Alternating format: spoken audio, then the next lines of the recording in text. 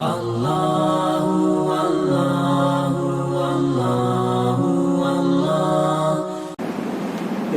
مفصل جو ہے میں ترتیب کا تو شاید خیال نہ رکھ پاؤں گا، لیکن میں اس کا خلاصہ اور مفہوم سے اپنی گفتگو کا آغاز کرتا ہوں۔ میرے بھائیوں، مسلمان ہونے کے لیے ضروری ہے کہ آدمی اللہ رب العزت کی ذات گرامی پر ایمان لائے۔ جب تک عقیدہ توحید کا قائل نہ ہو وہ مسلمان نہیں ہو سکتا۔ ایک مسلمان ہونے کے ہر آدمی کے مسلمان ہونے کے لیے ضروری ہے کہ وہ توحید کا قائل ہو۔ مسلمان ہونے کے لیے ضروری ہے کہ وہ تمام رسولوں کو مانے۔ مسلمان ہونے کے لیے ضروری ہے کہ تمام فرشتوں کو مانے۔ مسلمان ہونے کے لیے ضروری ہے کہ تمام آسمانی کتابوں کو مانے۔ مسلمان ہونے کے لیے ضروری ہے کہ وہ تقدیر کو مانے۔ مسلمان ہونے کے لیے ضروری ہے کہ وہ مرنے کے بعد جی اٹھنے کو مانے۔ مسلمان ہونے کے لیے ضروری ہے کہ وہ کل قیامت کے دن کو مانے۔ جس طرح ان چیزوں کو مانے بغیر آدمی مسلمان نہیں ہو سکتا، اسی طرح حضور علیہ السلام کو آخری نبی مانے بغیر بھی آدمی مسلمان نہیں ہو سکتا۔ میرے بھائیوں، آج سے صدیوں پہلے ہمارے ایک حنفی بزرگ عالم دین، انہوں نے الاشباح ابن نجیم مصری رحمہ اللہ، ان کی کتاب ہے الاشباح والنظائر، اس میں انہوں نے صراحت کی ہے کہ باقی نبیوں کو صرف نبی ماننا ضروری ہے، باقی نبیوں کو صرف نبی ماننا کافی ہے، محمد کو آخری نبی ماننا ضروری ہے۔ اور انہوں نے وضاحت کی کہ جو آدمی یہ نہیں جانتا کہ حضور علیہ السلام آخری نبی ہیں، جس آدمی کو حضور کے آخری نبی ہونے کا معلوم نہیں، وہ مسلمان نہیں۔ میرے بھائیوں، اس وضاحت اور صراحت کے بعد اب میں درخواست کرتا ہوں کہ آج سے بہت عرصہ پہلے دارالعلوم دیوبند کے استاد الحدیث تھے حضرت مولانا سید محمد انور شاہ کشمیری، ان کے شاگرد تھے۔ آپ کے ہمارے ملک عزیز پاکستان کے مفاد میں پہلے مفتی اعظم بھی قرار پائے۔ اس وقت ایک معروف عالم دین ہیں، آپ بھی انہیں جانتے ہیں، میں بھی۔ ان کا نام ہے حضرت مولانا محمد تقی عثمانی۔ وہ حضرت مولانا محمد تقی عثمانی کے والد گرامی تھے۔ میری مراد حضرت مولانا مفتی محمد شفیع صاحب سے ہے۔ یہ دارالعلوم دیوبند میں استاد بھی رہے، دارالعلوم دیوبند میں دارالفتہ کے میں بھی انہوں نے کام کیا، اور پاکستان کے وہ پہلے مفتی اعظم بھی قرار پائے۔ انہوں نے اپنے استاد حضرت مولانا سید محمد انور شاہ کشمیری رحمۃ اللہ علیہ کے حکم پر ایک کتاب لکھی ہے۔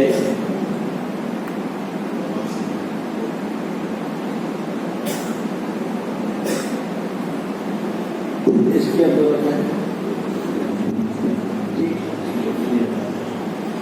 میرے بھائیوں، انہوں نے ایک کتاب لکھی۔ اصلاً تو وہ کتاب عربی میں ہے، بعد میں اس کا اردو کے اندر ترجمہ بھی ہوا، اور جو انہوں نے کتاب لکھی اس کا نام ہے ہدیۃ المحققین فی تفسیر آیت خاتم النبیین۔ اس کے انہوں نے 3 حصے کیے۔ پہلے حصے میں پیغمبر اسلام صلی اللہ علیہ وسلم کی ختم نبوت پر قرآن مجید کی 100 آیات کریمہ سے استدلال کیا۔ دوسرے حصے میں رحمت عالم کی ختم نبوت پر رحمت عالم صلی اللہ علیہ وسلم کے ذخیرہ احادیث میں سے 210 احادیث مبارکہ لائے، اور تیسرے حصے میں اقوال اور آثار صحابہ اور یہ کہ اجماع اور تواتر کے انہوں نے اس کتاب میں حوالے لکھے۔ میرے بھائیوں، ہمارے حضرات علماء کرام اس بات کو جانتے ہیں، میں کوئی سبق سنانے کے لیے بیٹھا ہوں، وہ حضرات کہتے ہیں کہ ہمارے ہاں دین کے مسائل ثابت کرنے کے لیے ادلہ اربع جن سے دین ثابت ہوتا ہے وہ دین کے ماخذ انہیں کہتے ہیں ادلہ اربع، کہ جو مسئلہ قرآن سے ثابت ہو وہ بھی دین ہے، جو حدیث سے ثابت ہو وہ بھی دین ہے، جو اجماع سے ثابت ہو وہ بھی دین ہے، اور جو قیاس سے ثابت ہو وہ بھی دین ہے۔ ختم نبوت کی عظمت پہ میرے ماں باپ قربان کہ یہ قرآن مجید سے بھی ثابت ہے، حدیث شریف سے بھی ثابت ہے، اور یہ کہ اجماع اور قیاس سے بھی ثابت ہے۔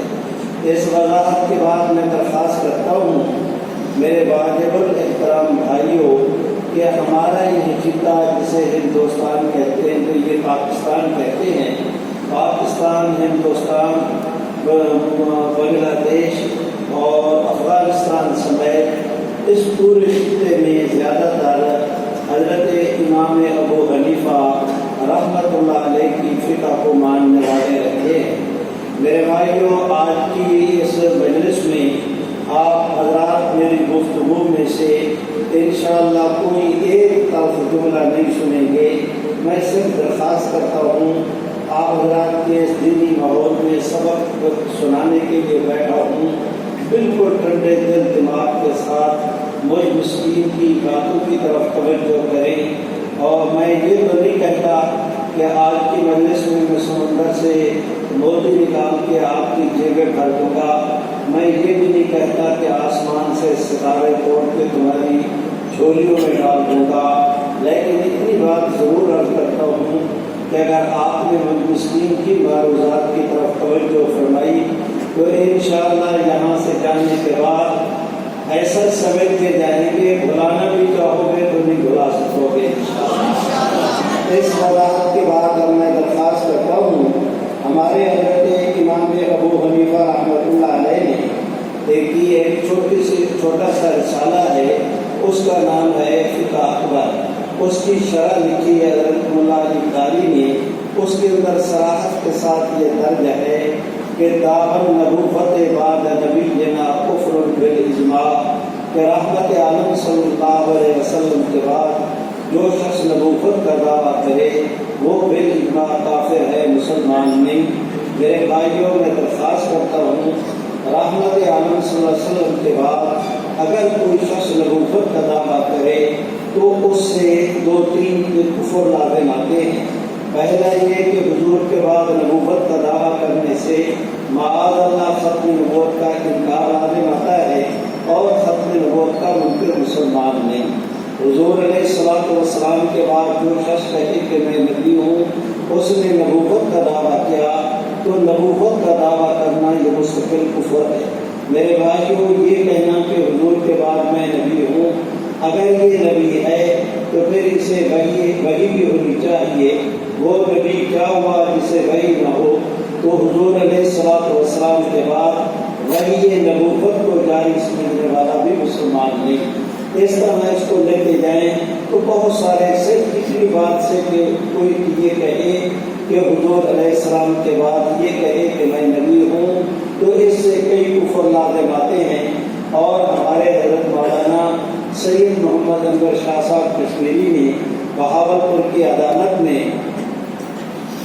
بات آئی ہے تو ایک بات اور بھی عرض کیے دیتا ہوں، میاں صوفی صاحب ادھر کیا دیکھتے ہو میری طرف دیکھو، ایک بات اور عرض کیے دیتا ہوں۔ ہمارے حضرت مولانا سید محمد انور شاہ صاحب کشمیری بہاولپور کے مقدمے میں تشریف لائے، اس زمانے میں وہ تیار ہو رہے تھے حامیہ جانے کے لیے۔ اس وقت جامعہ عباسیہ بہاولپور کے وائس چانسلر حضرت مولانا غلام محمد گھوٹوی تھے، انہوں نے حضرت مولانا غلام محمد گھوٹوی یہ شاگرد تھے حضرت مولانا پیر مہر علی شاہ صاحب کے، حضرت مولانا پیر مہر علی شاہ صاحب گھوٹوی شاگرد تھے حضرت مولانا احمد علی محدث سہارنپوری کے، اور حضرت مولانا احمد علی محدث سہارنپوری وہ ساتھی ہیں حضرت مولانا محمد قاسم نانوتوی کے۔ میرے بھائیوں، وہ مولانا غلام محمد، انہوں نے حضرت مولانا سید انور شاہ صاحب کشمیری رحمۃ اللہ سید انور شاہ کہ یہاں بہاولپور میں مقدمہ ہے، پوری یہاں کی دینی قیادت نے میٹنگ کے بعد طے کیا ہے کہ جس سطح کے قادیانی لوگ آ رہے ہیں ان کا اگر کوئی علمی مقابلہ کر سکتا ہے تو وہ مولانا انور شاہ کشمیری ہیں۔ تو ہم آپ سے درخواست کرتے ہیں کہ اس مقدمہ کی پیروی کے لیے آپ تشریف لائیں۔ میرے بھائیوں، حضرت مولانا مرتضیٰ حسن جانپوری، مولانا محمد حسین کولوکارن پوری، حضرت مولانا مفتی محمد شفیع، مولانا مرتضیٰ حسن، یہ ہمارے سارے حضرات آپ کی اسی لاہور کے حضرت مولانا نجم الدین صاحب جو اورینٹل کالج کے پروفیسر تھے، یہ سارے حضرات اتنی بڑی بھاری بھرکم ہماری دینی قیادت وہاں پر جمع تھی۔ ایک حضرت مولانا انور شاہ صاحب کشمیری رحمۃ اللہ علیہ کا مزاج یہ تھا کہ وہ بہاولپور میں جاتے، علماء کرام کے بیانات ہو رہے ہیں، آپ بیٹھے ہیں، سب کی سرپرستی فرما رہے ہیں، آپ کا بیان ہو رہا ہے، اس پر دشمن جرا کر رہا ہے، جرا کا وکیل جرا کر رہے ہیں، تو سارا دن یہ کارروائی چلتی رہتی۔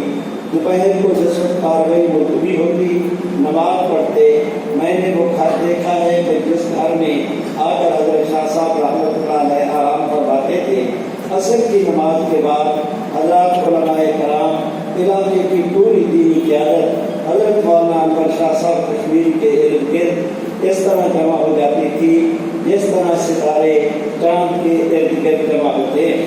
میرے بھائیوں، حضرت مولانا انور شاہ صاحب کشمیری رحمۃ اللہ علیہ آج بیٹھے ہیں، ان کے سامنے سے ایک آدمی گزرا اور وہ پینٹ پتلون والا، اس نے پینٹ کی جیبوں کے اندر ہاتھ ڈالے ہوئے بڑے تم تراک کے ساتھ کبھی ادھر کو جا رہا ہے کبھی ادھر کو۔ تو ظاہر ہے کہ ایک آدمی جس وقت بیٹھا ہو اس کی مجلس میں اگر کوئی ایسی بات ہو کہ جس سے طبیعت منتشر ہو تو گفتگو کرنے والے کو وہ فکری طور پر اس کے ذہن پر آگندہ ہوتا ہے۔ یہ صوفی صاحب ادھر دیکھ رہے تھے، میں نے انہیں ٹوک دیا اس لیے کہ میں جنہیں خطاب کر رہا ہوں، اگر ان دوستوں کی میری طرف توجہ نہیں تو ظاہر ہے کہ پھر میری طبیعت میں انقباض پیدا ہوگا۔ اب وہ آدمی آ بھی رہا ہے، جا بھی رہا ہے۔ حضرت شاہ صاحب نے اس سے پوچھ لیا کہ بندہ خدا تم آ رہے ہو جا رہے ہو، خیریت تو ہے؟ وہ تھا حدیث شریف کا منکر، اس کا یہ جو ٹہلنا تھا یہ بلا وجہ نہیں، وہ تو تیار تھا کہ حضرت مولانا سید محمد انور شاہ صاحب کشمیری مخاطب کریں اور خیر سے میں ان کے اوپر اعتراض کروں۔ جب شاہ صاحب نے پوچھا میاں خیریت ہے تو وہ آدمی اسی طرح پینٹ میں پتلون کی جیبوں میں ہاتھ ڈالے ہوئے بالکل لمبا تڑنا کھڑا ہو کے حضرت شاہ صاحب کی طرف متوجہ ہو کے کہتا ہے، شاہ صاحب آج میں نے ایک تازہ جھوٹ پڑھا ہے، کل پھر کر اس کو ہضم کرنے کی کوشش کر رہا ہوں، وہ جھوٹ ہضم نہیں ہونے پا رہا، تو میں اس لیے کل کر رہا ہوں کہ وہ جھوٹ ہضم ہو جائے۔ شاہ صاحب مسکرائے، فرمایا میاں کون سا جھوٹ؟ اس نے وہ تھا حدیث کا منکر۔ اس نے کہا کہ میں نے پڑھا ہے کہ حضرت امام بخاری رحمۃ اللہ علیہ کو 5 لاکھ حدیثیں یاد تھیں، جس سے انتخاب کر کے انہوں نے بخاری شریف لکھی۔ بھلا ایک آدمی کو 5 لاکھ حدیثیں یاد ہو سکتی ہیں؟ یہ اتنا بڑا جھوٹ ہے کہ میں اسے ہضم کرنے کی کوشش کر رہا ہوں، ہضم نہیں ہو پا رہا۔ حضرت مولانا انور شاہ صاحب کشمیری مسکرائے اور دیکھ کے کہا، میاں اس میں تعجب کی کون سی بات ہے؟ اگر حضرت امام بخاری کو 5 لاکھ حدیثیں یاد تھیں، میں ان کے شاگردوں کا شاگرد ہوں، 6 لاکھ حدیثیں تو مجھے بھی یاد ہے۔ میرے بھائیوں، یہی ایک حوالہ وہاں پر پیش ہو گیا بہاولپور کی عدالت میں، اس کی تفصیلات ہے، تفصیلات میں جانا میں تو اس وقت آپ دوستوں کو متوجہ کر رہا ہوں کہ کم از کم آپ دوست مسکین کی گفتگو سمجھنے کے لیے مانوس ہو جائیں۔ میں وعدے پر قائم ہوں کہ میں نے گفتگو لمبی نہیں کرنی۔ میرے بھائیوں، میں درخواست کرتا ہوں کہ وہاں پر ایک حوالہ پیش ہوا، مثلاً اب آپ رات سمجھائے بغیر سمجھ نہیں پائیں گے۔ حضرت مولانا انور شاہ صاحب کشمیری رحمۃ اللہ علیہ نے ایک دن فرما دیا کہ تواتر کا منکر کافر ہے۔ مرزا قادیانی نے فلاں چیز تواتر سے ثابت ہے، اس نے تواتر کا انکار کیا۔ یہ مرزا قادیانی کے وجوہ کفر یہ مولانا انور شاہ صاحب تھا. انہوں نے فرما دیا تباتر کا منکر کافر ہے، اس پر حوالے دیے. اگلے دن قادیانی جماعت کا جو ہے وہ جلال الدین شمس آیا اور اس نے ایک کتاب اٹھا رکھی اور فتح الرحمود اس کتاب کا نام ہے. پہلے اس زمانے میں وہ نہیں ملتی تھی، اب تو ہمارے باقاعدہ نصاب کے اندر بھی شامل ہے. اس آدمی نے آ کر کہا کہ حضرت شاہ صاحب کہتے تھے تواتر کا منکر کافر ہے، فلاں امام صاحب نے کہا ہے کہ میں تواتر کو نہیں مانتا، تو آپ اس پر بھی لگاؤ کفر کا فتویٰ. آگے جس وقت میں نے خود ان کا واللہ سمیت بے عذنیہ آدھا، میں نے اپنے ان کانوں کے ساتھ سنا ہے. علامہ رحمت اللہ ارشد تھے، وہ اپنے بہاولپور کے ممبر بھی رہے ہیں، آپ کی پنجاب اسمبلی میں قائد حزب اختلاف بھی رہے ہیں، بلا کے پارلیمنٹرین مقرر تھے. بہت ہی پان دان ٹھنڈے میٹھے مزاج کے آدمی اور بہت اچھی گفتگو کرنے والے. میں نے خود ان سے سنا، وہ کہتے ہیں کہ میں عدالت کے اندر موجود تھا. حضرت مولانا انور شاہ صاحب کشمیری رحمۃ اللہ علیہ کے سامنے جب وہ کتاب پیش ہوئی اور اس نے کہا کہ فلاں امام صاحب نے بھی تواتر کا انکار کیا ہے، ان پر بھی لگاؤ نا کفر کا فتویٰ، تو پوری جتنی مجلس تھی ایسی کیفیت پیدا ہوئی کہ جس طرح کے آدمی نہا رہا ہو اور پانی کے اندر کرنٹ چھوڑ دیا جائے، جو ان کی کیفیت ہوتی ہے پوری مجلس کی. جتنی علماء کرام اور دینی قیادت تھی انہوں نے یوں کر کے حضرت مولانا سید محمد انور شاہ کشمیری کی طرف دیکھا، حضرت میری طرف دیکھے. حضرت شاہ صاحب اس طرح کرسی کے ساتھ ٹیک لگا کے بیٹھے تھے. جب اس نے حوالہ پڑھا تو شاہ صاحب رحمۃ اللہ علیہ اس طرح ہوئے اور اس طرح ہو کے مسکرا کے فرمانے لگے، صاحب انہوں نے حوالہ پیش کرنے میں دیانت سے کام نہیں کیا. اس کتاب میں یہ نہیں ہے کہ فلاں امام صاحب تواتر کا انکار کرتے ہیں، بلکہ انہوں نے یہ لکھا ہے کہ میں فلاں حدیث کے متواتر ہونے کا انکار کرتا ہوں. ایک حدیث کے متواتر ہونے کا انکار کیا ہے، تواتر کا انکار نہیں کیا. تواتر کے منکر کو تو وہ بھی کافر کہتے ہیں، اس کا بھی حوالہ دے دیا. اب آپ نے فرمایا کہ آپ ان سے کتاب مانگیے، میں صفحہ بھی بتاتا ہوں، عبارت بھی پڑھتا ہوں. اس جلال الدین نے جو کر کے کتاب کو بغل کے اندر ڈالا، اس کو تو تصور میں نہیں تھا کہ اس خطے میں کتاب تو ملتی نہیں، صرف مصر کے اندر ملتی ہے، وہ بھی قلمی نسخہ. شاہ صاحب کو اس کا حوالہ بھی یاد ہوگا. اس نے کتاب کو یوں دبایا تو شاہ صاحب مسکرائے، سبحان اللہ تو کہو، مسکرائے اور مسکرا کے لگے فرمانے کے میاں جو علم کتاب میں ہے اس پر تو پابندی لگا دو گے، جو علم اللہ نے انور شاہ کے سینے میں رکھ دیا ہے اس پر کس طرح قدر لگاؤ گے. یہ کہا اور پھر فرمایا کہ جج صاحب آپ ان سے کتاب میں صفحہ کھولے، میں عبارت پڑھتا ہوں. یہ ہمیں بلا وجہ مروب کر رہے ہیں. آج سے 28 سال پہلے مصر کے کتب خانے میں میں نے اس کتاب کو پڑھا تھا.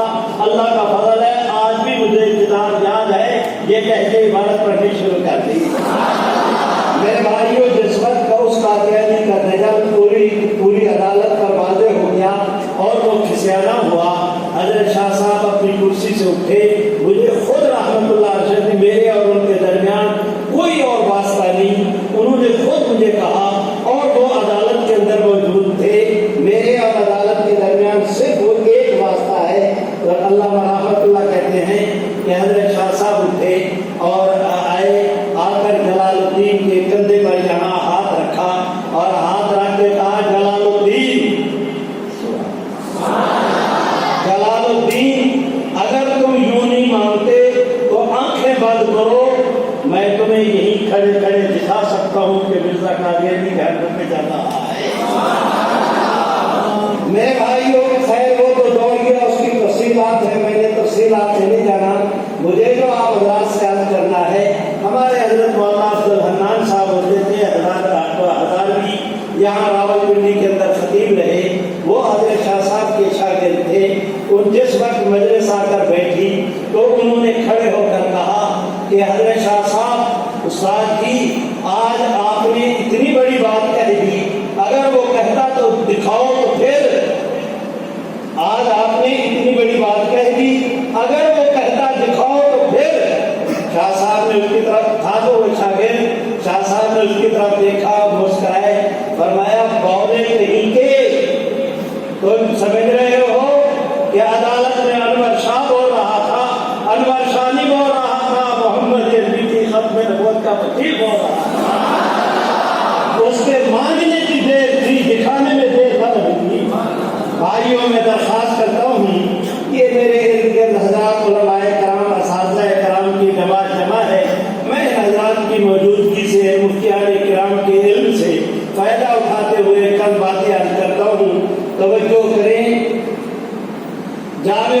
اسانید کی ایک روایت ہے، رحمت عالم صلی اللہ علیہ وسلم ارشاد فرماتے ہیں کہ اللہ رب العزت نے اس دنیا میں کم و بیش 1,24,000 انبیاء بھیجے۔ بھائیوں توجہ کرو، کوئی نبی ایسے نہیں گزرا جس پر اللہ نے وحی نہ کی ہو، تمام انبیاء پر وحی ہوئی۔ بعض انبیاء پہ اللہ نے کتابیں بھی نازل کی، بعض انبیاء پہ اللہ رب العزت نے صحیفے بھی نازل کیے۔ لیکن میں آج آپ حضرات سے درخواست کرتا ہوں، موجودہ ٹیکنالوجی سے فائدہ اٹھائیں، آپ چاند پر چلے جائیں یا مریخ پر، پوری دنیا کا سروے نہیں، الٹرا ساؤنڈ کر لیں، جتنی آسمانی کتابیں ہیں وہ تمام تر تحریف کا شکار ہوئی۔ حالانکہ وہ کتابیں بھی سوائے قرآن مجید کے، حالانکہ وہ کتابیں بھی آسمانی تھیں، قرآن مجید بھی آسمانی کتاب، وہ کتابیں بھی من عند اللہ تھیں، قرآن مجید بھی من عند اللہ، وہ کتابیں بھی سیدنا جبریل امین لے کر آئے، قرآن مجید بھی سیدنا جبریل امین لے کر آئے، وہ کتابیں بھی جن پر اتری وہ بھی اللہ کے نبی، رحمت عالم بھی اللہ کے نبی۔ پھر یہ فرق کیوں کہ ان کتابوں میں رہا کچھ نہیں، قرآن مجید سے گم کچھ نہیں ہوا۔ آپ آئے کیوں پر میں جواب میں عرض کروں کہ برادران، قرآن مجید کا محفوظ ہونا یہ صدقہ ہے حضور کی ختم نبوت۔ میرے ساتھ چلیں، میں نے درخواست کی کہ دنیا میں 1,24,000 دیکھیے، رحمت عالم کے بعد معاذ اللہ اگر کوئی اور نبی بننا ہوتا، رحمت عالم کے بعد معاذ اللہ اگر واقعہ میں کوئی اور سچا نبی بننا ہوتا، نقل کفر کو نباشد اگر بننا ہوتا، معاف رکھنا آج آپ حضرات کی مسجد میں قرآن مجید کی تلاوت نہ ہوتی، قبلہ مفتی صاحب قرات میں قرآن مجید نہ پڑھتے، یہ جو مسجد نبوی سے لے کر آپ حضرات کی مسجد تک، آپ حضرات کی مسجد سے لے کر روئے زمین کی مساجد تک قرآن مجید کی تلاوت کی بہاروں کا منظر آپ کو نظر آتا ہے تو مجھ مسکین کے